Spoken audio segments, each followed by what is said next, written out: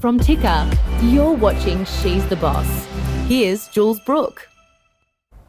Hi and welcome to She's the Boss. Today, and it's a show all about women in business. I should say that at the beginning. Today I've got two amazing women that I really love and adore, both of them, and they're both incredibly inspirational.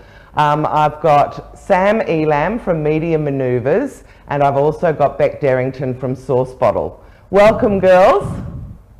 Hi, Jules.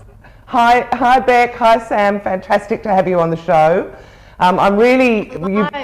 You are both very, very inspiring women for me. I love what you do and I'm really, really excited to be able to interview you and share some of the amazing things that you do with our audience.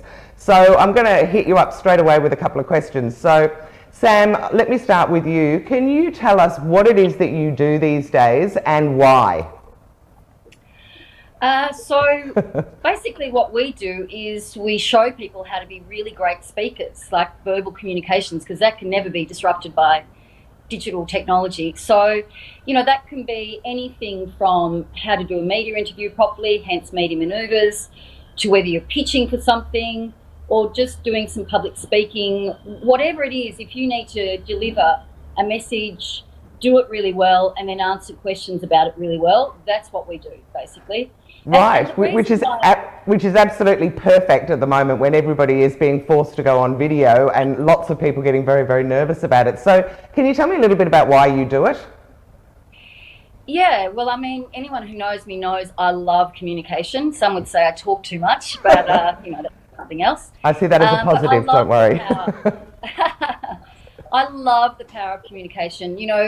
Great speakers and people who can speak really well do great things around the world. There's all manner of examples of that. So, if you're a great speaker, you can do really well for yourself. Yep. And you can do really well for others. So, that's why I do it, so that people can make the most. Yeah, and I know that you work with people really at the top of their game right across a whole lot of industries. And it's not just about looking good on camera or looking good when you're standing on the stage. It's much more about having that sort of power and energy, I guess, to really be able to influence people. Would you agree? Is that sort of part of it? Yeah, because words is only one part of it. It's everything. It's the impression you make. It's the way you present. It's all sorts of different things. You can have people who really know everything about everything, yet they can't engage or connect to an audience at all. So it's useless, their knowledge. So, you really need to be a good speaker. That will never be a skill that people don't need. No, and I think also, I remember many years ago when I was doing sales training, this is back in my early 20s, them saying people make a first impression people make judgments within seconds of meeting you. And I know if I'm sort of, watching someone on stage, pretty quickly you make a decision as to whether you're going to pay attention or not. So to capture people right at that sort of first point is super important. Yeah, absolutely. 7 seconds it takes, people judge you and they'll decide whether they're going to listen to you or not listen to you. So, 7 seconds isn't a lot to say, no. But in 7 seconds you can do a lot with just the way you use your body, your voice, your facial expressions, everything really. But of course you have to have the right content as well. Right, and it's the same with videos online, it's the same with conversations when people are having them with work on Zoom. You really do need to get to the point very, very quickly so that people will sort of pay attention and want to hear more, I guess. Even more so on screen, because people lose interest straight away. They might, if you're not keeping them, they'll be looking at your hair or, the pink shirt that I chose for you, Jules. It's beautiful. I noticed. I had to dig deep for that one. So it's really important that you on screen, and I've seen some terrible Zoom conversations, webinars already. Shocking. Yes, in fact, Joe Stone, who is somebody that I know who used to be a TV presenter, did a post on LinkedIn last week all about saying, I am completely fed up looking up people's noses. And I just thought that was so true. We're all like that, aren't we? Like, oh my God, would you just put the camera in front of your face? Exactly, absolutely. And, the backgrounds, I'm sick to death of seeing light bulbs out of people's heads and, Yes, or glaring windows behind them. Yeah, exactly. So, there's so many things to think about, that not just actually talking, but of course talking is the most important. Yeah, true, absolutely. All right, so I'm just going to move on to Beck now. Beck is the founder of Sauce Bottle. Beck, can you tell us why you are doing Source Bottle and also sort of what it does? Exactly explain it to people because a lot of people don't know, even though you have tens of thousands of people on it. How does it all work and why? So, Jules, you're talking to me, aren't you? I am talking to you. I just got lost for a little bit. I was lost in Sam's beautiful shirt and her gorgeous, communications. But yeah, so I think you asked me about Source Bottle. I did. Yes, Source Bottle is a platform that, in short, it's really an email delivery service. Right. So what it does is it connects journalists and bloggers with. Have you lost me? No, we've still got you. Keep talking. Oh, you have? Yep, keep talking. There's a few little technical glitches going backwards and forwards. Can you hear us, Beck? All right, Sam, I'm going to get on to you. Let's talk a little bit about, I know you also have worked in the PR space and so have I. We can probably explain what Source Bottle is to everyone while Beck is sorting herself out. Do you want to have a go and tell me your experience of Source Bottle? Oh, have we got you back, Beck? You're coming back. I'm hanging in there. I tried. Good on you. All right, sorry, Sam. I'm going to get Beck to explain what Source Bottle is again and why she does it. Okay, Source Bottle. It connects journalists and bloggers with sources. So it connects storytellers with people with great stories.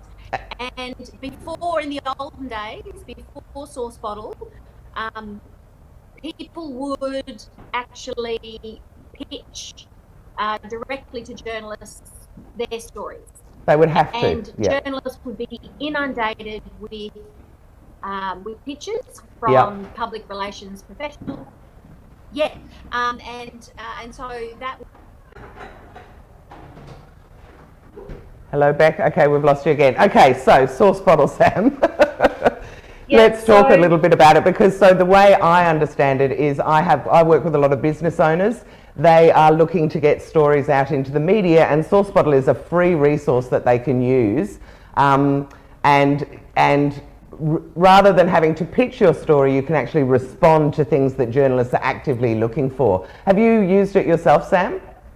Oh yeah, heaps of times. Source Bottle is amazing. That really revolutionised PR for a lot of people because the hardest thing when you're trying to get a story up on the media is to find the right journalist to pitch the story and for them, to answer the phone for a start, which they very rarely do, and to get taken up as a story. So this just cuts all of that out. It's actually brilliant, and everybody should have it and have it being downloaded to your email every day. So basically you're responding to a journalist who wants your story as long as you're relevant.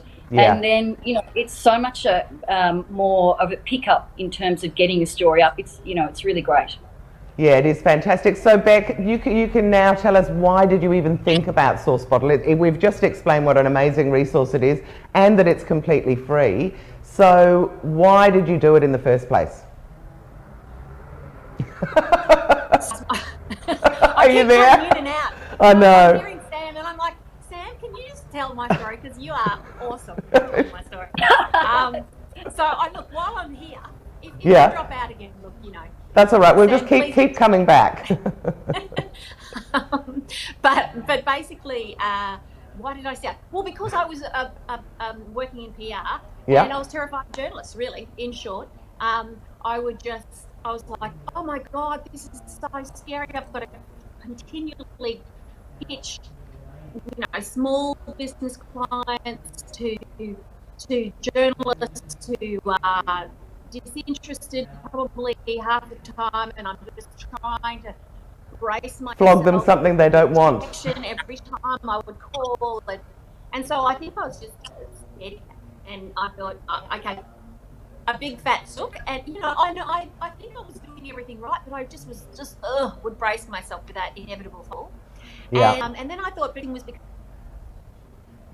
Are you there, Beck? Oh my goodness. All right, so... what a trained professional she is. You know, this happens in media, and It does. She just keeps coming back. She's not phased. She's calm. No, that's, yeah, I know, she's very good, and she's lots and lots of fun about it as well. And the interesting thing is that Beck and I launched our businesses at exactly the same time back in 2008, I think it was, that she launched Source Bottle, and we met through the web company that was developing her website, and they were chatting to me and they said, oh, we're doing something in PR as well with this thing called Source Bottle. So Beck and I met for a coffee, I'll never forget it, and said, I'm launching my business tomorrow, and she said, I am too. And so we've been friends ever since. And she is just the consummate professional, and it is absolutely a resource that I think everyone needs. Oh, you're back, Beck. Okay, so Sam, I'm now going to hit you up with coronavirus. We're all at home. I'm not going to... Not really. I'm going to hit you up with some questions about it because I'm interested to know, have you had to pivot? Is there anything that you've done in your business that has been affected by the virus and people being at home? And if so, how are you dealing with it? Oh my goodness, have we had to pivot? Yeah. That's why we had to pivot, because our training is face-to-face. Right. So ironically, even though it's about being on screen. Yeah, well, it's not just about being on screen, you know, all sorts of things. But yeah, so our business was gone as soon as they said nobody can go and be in the same room as each other. So we, in I think 8 days, turned around and put everything that we train in online. And amazing. Amazing. And we learned Zoom so quickly. You know, I used to be a technophobe. Now I've just, you know, you have to put that aside and do what you got to do. And you just have to. You don't have a choice, because it's not only my livelihood, but it's my staff's livelihood. And, you know, we have a lot of those, and they depend on me to actually be a leader and do something rather than cower in a corner and wait till this is all over. So, which I think a lot of people wanted to do at first. I think that the initial reaction was complete shock and everyone going, what can I do? I'm just frozen. And then, like you say, you've got to start acting really quickly. And I love it that you're doing it online, because, of course, the other thing is that you're now not restricted to working with people in certain geographical areas. You can offer your service to people all over the country, and it's a service that a lot of people need. Exactly. You know, and it's innovation. So yes, it was forced, but we should have been doing this ages ago. And there's a lot of people saying that. I've been planning on doing this for the last few years anyway, so this has just made me jump into it and do it straight away. But you know, about that too, Jules, our clients have been really amazing, helping us to test things and not cancel their face-to-face training and go with us online. And it's been amazing. It's been great. We've all loved it, and we've even had new bookings. So yeah, fantastic. That's great to know. Now, Beck, you have Source Bottle, which is online. How have you been affected by the virus, or your business been affected? Are you there? Or Beck. All right, so Beck, I know, is down on the Mornington Peninsula at the moment, and I know that the Wi-Fi is not great down there, so she's going to have all sorts of issues coming in and out. So, Beck, you'll just have to speak up when we've got you there, and then we'll know that we can ask you some questions. And in the meantime, I'm guessing, I know with my own business that I had about 12 hours to turn a face-to-face program into an online program, and actually it worked really well. And so have you found that it's worked pretty well, Sam? Yeah, incredibly well. We wanted to make our training almost exactly the same as what we do face-to-face, and we searched around for some tools that can plug into and complement Zoom or whatever platform we're using, and we're doing exactly the same, everything the same, and it's live.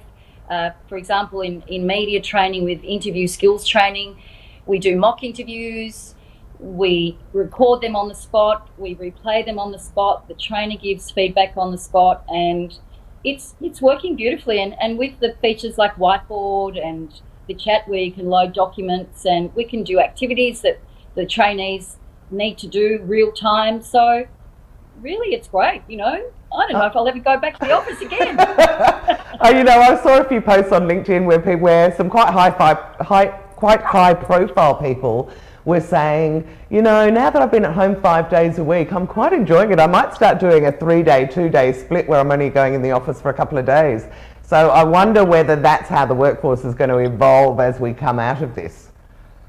Well, it'll be interesting because we will have a whole lot of new products. I mean, we're just getting one up now, which is in relation to our presentation skills, which we normally do. But now, of course, we're adding your online presentation skills, all of the things that we're doing now. So there's so many things to think about that as well in terms of doing online presentations. So, you know, we will go back to the office, please, because I will have put on about, I don't know how many kilos. I know, we won't even talk about that. And we'll have terrible hair. Oh, yeah, I know. It's so easy to eat so much. It's ridiculous. I completely agree with you. And my kids, I've got 3 boys, and I have taught them how to cook since they were really young, and now they're just baking all this stuff, and I keep eating bread and cakes. And yeah, so going back to the office and being able to get out of the house will be great. But I do think that these kind of skills are just so important for people right now, particularly right now, because there are so many people completely freaking out about having to use Zoom, having not been comfortable with it before. And I think that's absolutely right. And it's so important to be communicating now. So even if it's not doing meetings, I had a client the other day, and he's a school principal, and he's not used to using video for messaging. He does face-to-face or written or whatever. And I said, look, you know, your parents and your students and your teachers and everyone probably wants to see you now. You're still their leader, you're still the principal. So he did his first videos the other day, and you know, they were great. I said to him, how did you think you went? And of course there was expletives everywhere. But you know, he did it, and by the 3rd time he did it, he said, I'm actually starting to enjoy this now. So I think we're going to be seeing people doing a lot more video content and things once we go back to whatever normal life is. I couldn't agree more. Now, unfortunately, we have lost Beck for the program. She hasn't been able to hook her internet back in. But Sam, you and I have loads that we can talk about, so I'm really excited to keep chatting with you. We're just going to have a quick break for a couple of minutes, and then when we come back, I'm going to ask you to take me through the journey from leaving school or whatever you did, right through to your career now and how that all evolved, because I think that's always fascinating for women to know how jobs don't always follow in a linear pattern, and interesting things can sort of crop up along the way. So give me 2 minutes and we'll be back. Sam? Okay. There are now more ways to watch Ticker. Download our apps for Apple and Android devices. We're live on Twitter and YouTube Live. And you can catch us on Amazon Alexa and Google Home. Head to the Ticker website for more.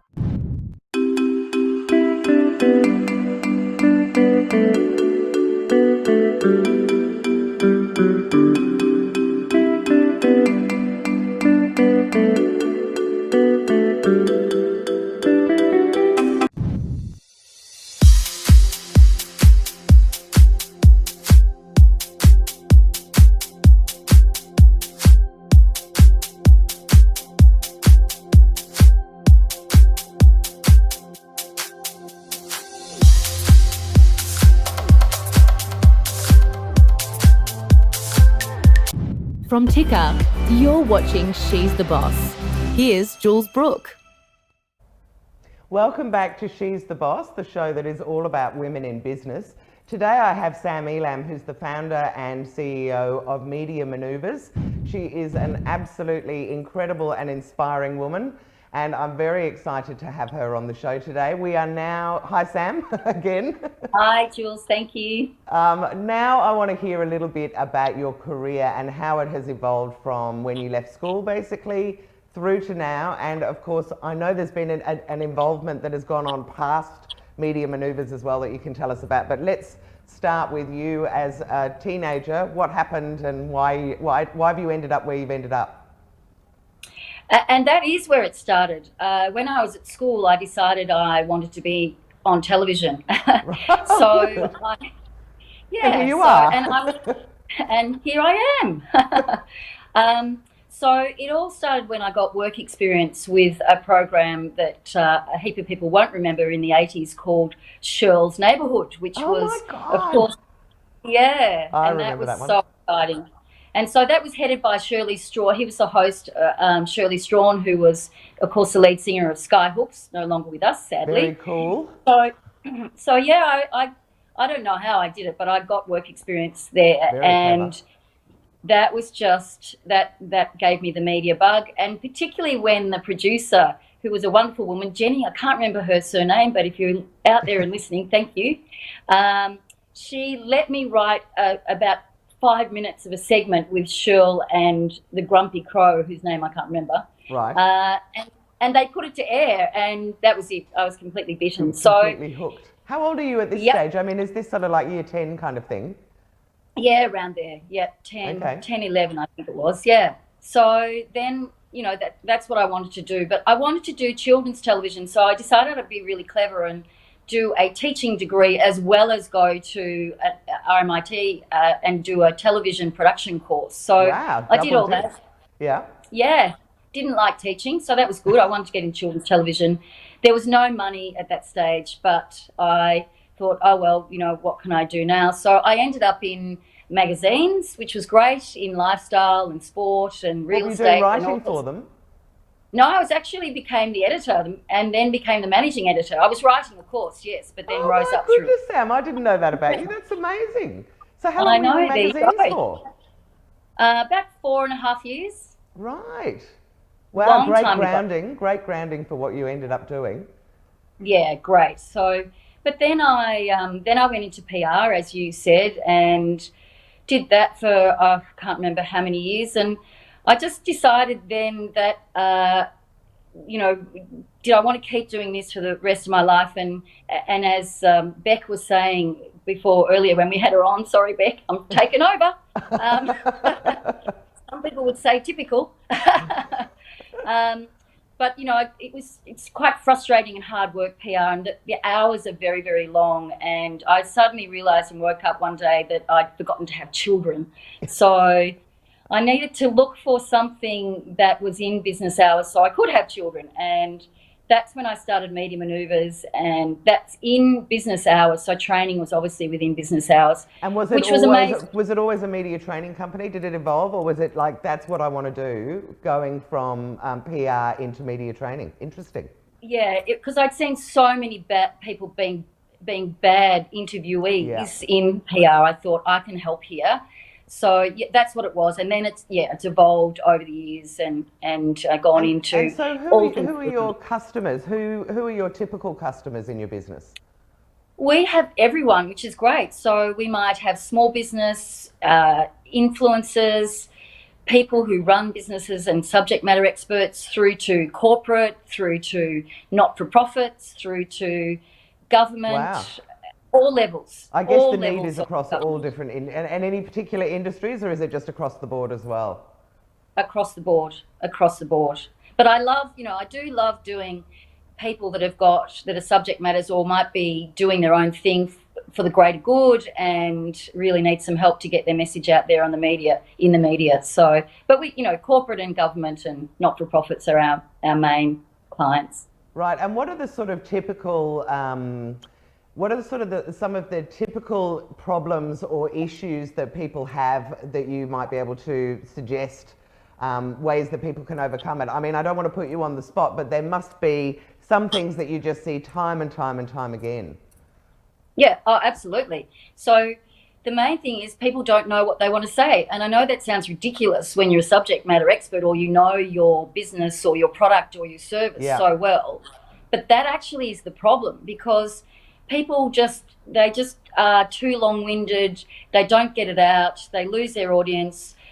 Journalists, if they're doing media interviews, put them on the cutting floor because they can't get a good grab or a good quote. Right. So people don't know what they want to say. I know that sounds ridiculous, but that is a big problem. And then knowing how to deliver it, and that goes for public speaking as well. You've seen so many boring public speakers, and in particular the boring ones, they're going to be boring when they stand up and say, oh, thanks Jules for that lovely introduction.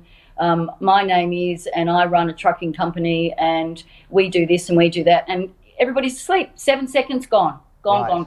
So what should they be saying instead? Well, they should be saying what the audience wants to hear. Because it's about So, them and not about the person on the stage. I guess that's the same with almost everything, isn't it, with a story?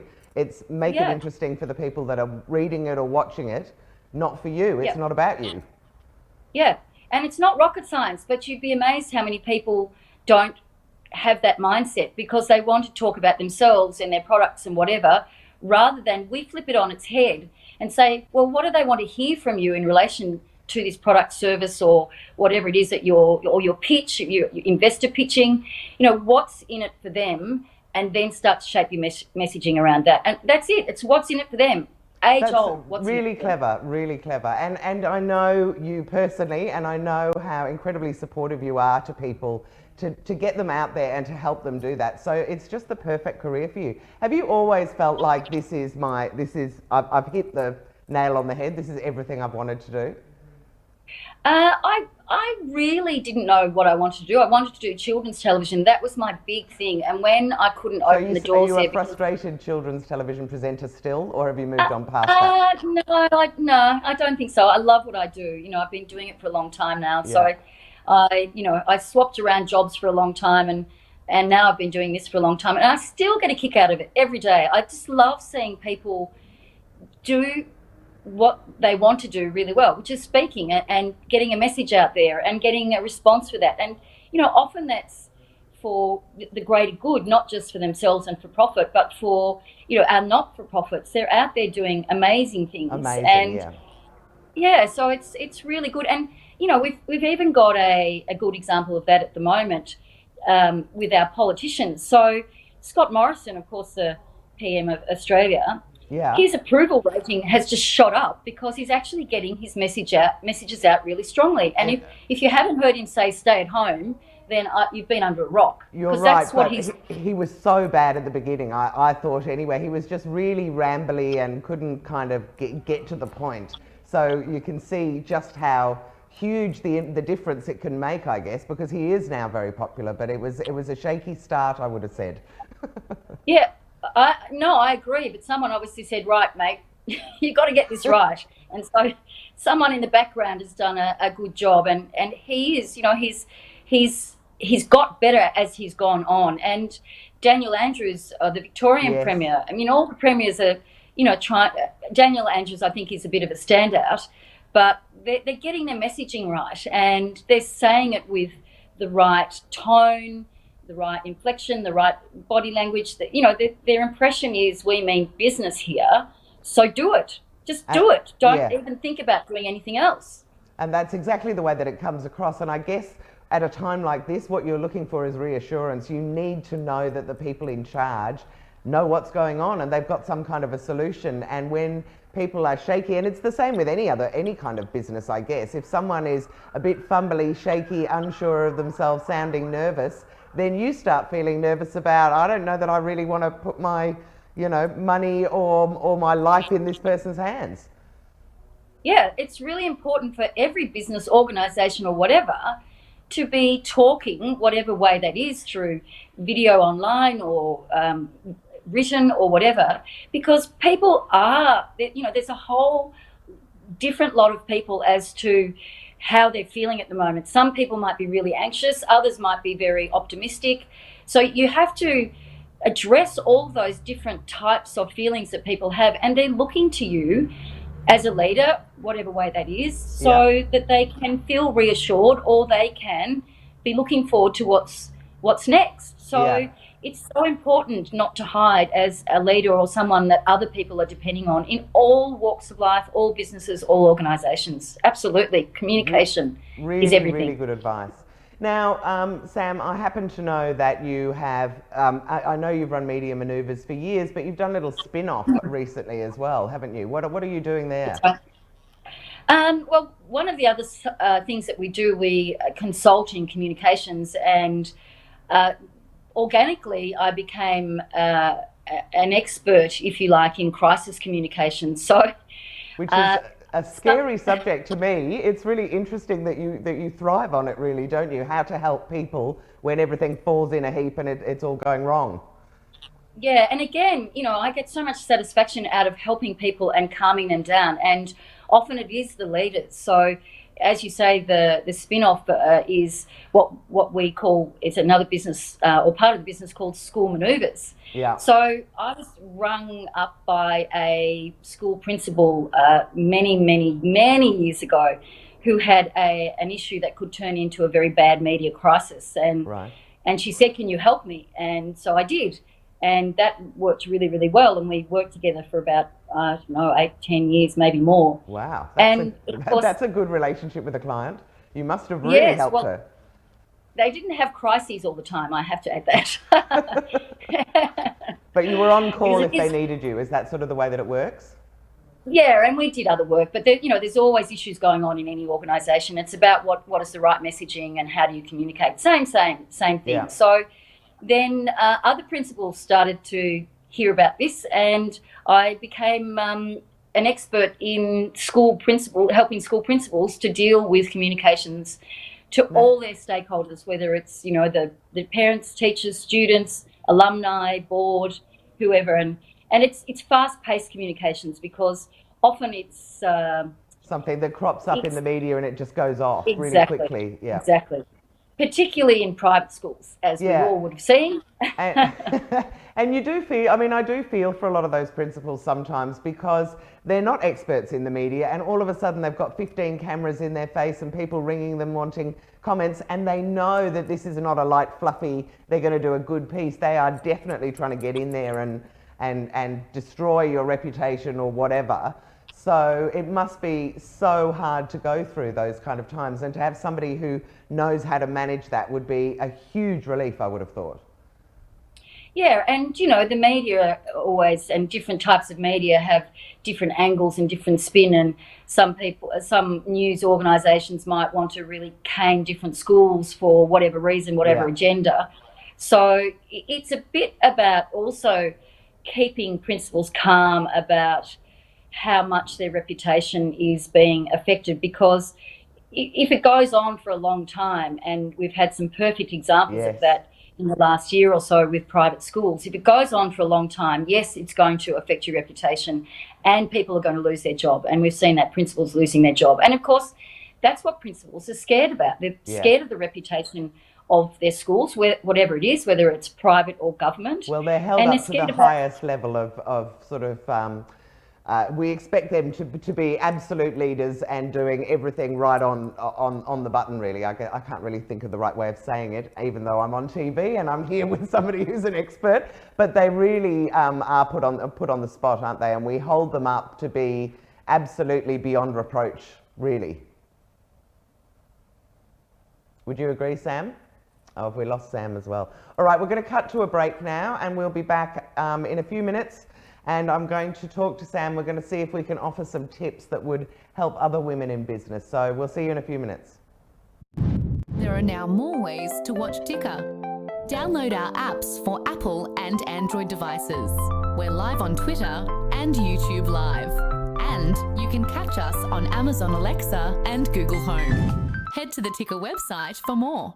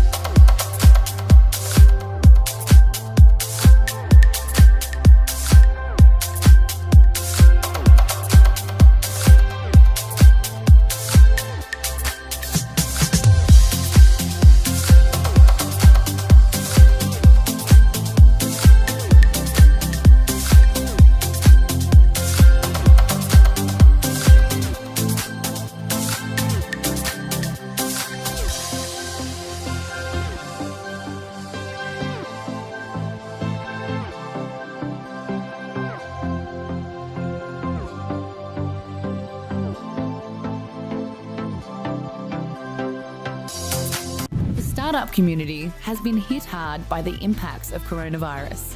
but with it comes opportunity too.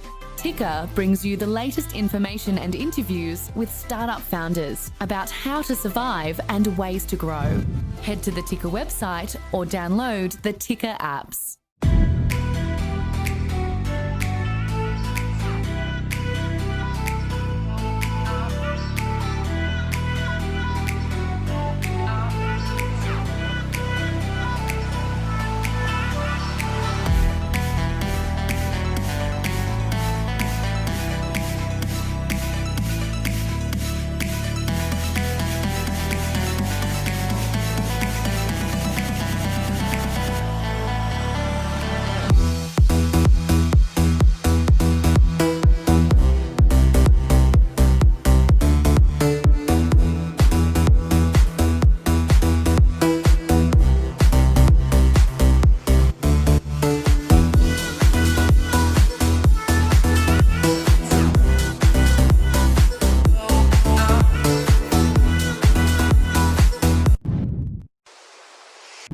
From Ticker, you're watching She's the Boss. Here's Jules Brooke. Welcome back to She's the Boss, which is the show all about women in business and female founders. I have an amazing guest on today who I'm thrilled to be speaking with, Sam Elam from Media Manoeuvres. Now, she's been explaining to us about her career. We were going to have Beck Derrington on, but unfortunately she's had tech issues. So it's just Sam and I hope you're enjoying it. What I want to know, Sam, now is, in your long and illustrious career, there must be some things that you have learned about that we would be able to maybe share with other women in business who are either thinking about setting up or who are already in their business, but maybe haven't had some of the experiences that you or I have had. So can you tell us, are there some things that have happened along the way or any tips that you would like to offer other women in business? Yeah, for sure. The first one is, and people say it all the time, but it is so true, you have to back yourself. And you can't waver on that, because there are people that will come from all sides and be, pessimistic and tell you it can't work or this or that or whatever. So you just have to have the confidence to back yourself. And nobody gets it right the whole time. And certainly I haven't, and I've had some expensive mistakes and whatever, but you just have to find your resilience and just go with that and really follow that through, for sure. That'd be my first thing. The second thing is that you never stop learning. We can always learn from other people, and that's so important to keep yourself fresh and abreast of things that are going on, and just so that you're at the top of your game, and learn from others, and make sure that you give back at the other end as well and during the time. Oh, so that's really nice. One of the things that I feel very strongly about is, if you are a woman in business, then help the other women in business, because we are kind of a smaller segment and we have less opportunities often, not always, but often. I don't want to make it too broad, but that is so important, that I think that if you are up and you've got an opportunity to lift someone else up, then you do that. And I know, Sam, you've been absolutely incredible for me, so I know that you do that as part of your life, but I would encourage any woman out there that can help other women in business to do so. And there's a great quote that I absolutely love that Madeleine Albright said many years ago, and you probably know it, Sam, where she said, "There's a special place in hell for women that don't help other women." And I just love that. That's kind of my motto I like to live by. Yeah, I love that too. And, it's great helping. You get a lot of satisfaction out of helping others. And we are special, and there's a lot of women running businesses, and probably more so after the whole virus. Yes. So, I've had so many people help me along the way, so many generous people, that I really want to help others, because I've been in business a long time now, and I've got things to offer, and you can often shortcut problems when you've got prior knowledge. So that's really important too. And I suppose the last thing for me, Jules, would be making sure you appreciate the people around you, because it's so easy to get tied up in working in the business or even at the business, and just make sure that you're always appreciating the great people you have working for you, and not just employees, but the suppliers and anybody else that's part of your ecosystem as a business. Just, really make sure you don't forget them. That's really, really good advice as well, because it's easy sometimes to just focus on your close inner circle and not think of all those other people that are helping you at a more peripheral level.